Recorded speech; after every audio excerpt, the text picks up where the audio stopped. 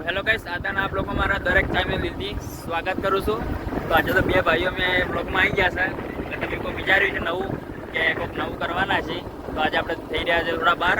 ક્યાં જવાના છે એ આપણે બ્લોગમાં પછી કહીએ આગળ જઈને. તો બ્લોગ જોવાનું કન્ટિન્યુ ચાલુ રાખજો. અને અમારા બાઇક ચલાવું એટલા માટે અમારા ભાઈ આકાશભાઈ આપણે બ્લોગ બનાવશે અને બોલશે. તો ચાલો. જય માતાજી ભાઈઓ. મેં ઘણા ટાઈમ આવી ગયા ભાઈઓ પેલા થયા. થોડા બાર અને આગળ અમે કહીએ કે જો જાઓ અને શું અમે બહાર થોડા જણા કરી કોમેન્ટમાં કહેજો જવા લાગે ગાઈસ. છપરી કહેજો, છપરી ગાઈસ છપરી કહેજો, છપરી લાગે એવું કહેજો ગાઈસ, કમેન્ટ કરજો. થોડા એમ સારું થાય એવું કહેવા છે બધી કમાવા સારા. ચલો આગળ જઈને મળે. ચલો ભાઈ આગળ જઈને મળે.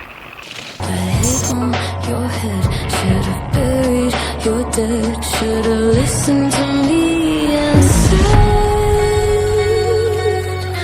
Oh, how will you know? You better watch out, my friend. When it goes dark, you better. જય માતાજી. હવે આપણે મુના પોકવા આવ્યા છે કાળુ ભગતની મેલડીના ત્યાં. એટલે ત્યાંથી જ જવાનું છે અમારે. એટલે તમે જોયું ના તમે બતાવી દઉં.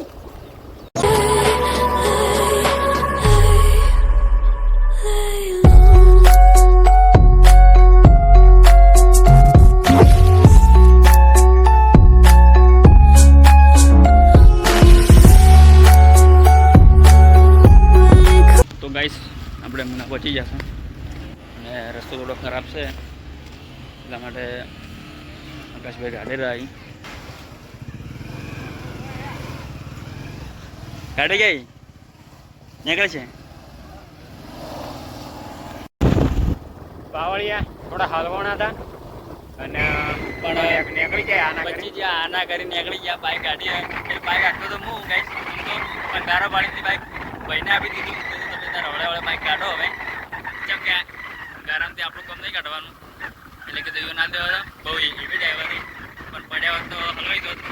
અને આજે નીકળી ગયા છે. તમે જોયું છે વિડીયો કે કેટલો ગારો હતો એ. હવે મુનાથી નીકળી ગયા.